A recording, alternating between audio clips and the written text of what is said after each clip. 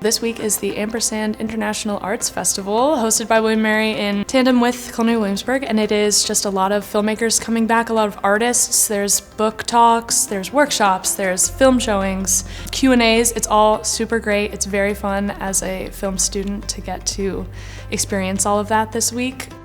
We're focusing on alum and students and bringing in cool other people and sharing movies that are playing at top festivals around the world, and has a lot of great speakers and programs and other things for student alumni and just residences of Williamsburg. The thing I'm most looking forward to for being here for Ampersand is connecting with other William & Mary students and William & Mary alum. I feel like events like these are fantastic because you're bringing back, in many cases, alumni, so they can connect with students here and kind of give them a sense of like, okay, this is what you can do with the training that William & Mary has given you.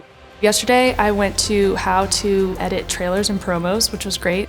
There is how to pursue your passion when it's not paying you, which is I'm excited about that one. What do directors really do? There's so many.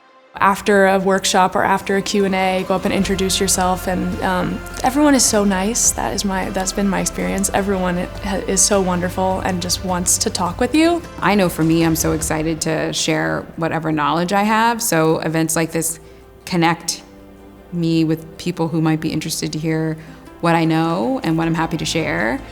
If you can see it, you can be it is a huge thing. Having people come back and give their time, it's a great opportunity. And everybody, when you come to a film festival, any film festival, but especially this one, we're here to kind of give back and provide that little bit of a roadmap for industry and a career choice that has a lot of twists and turns.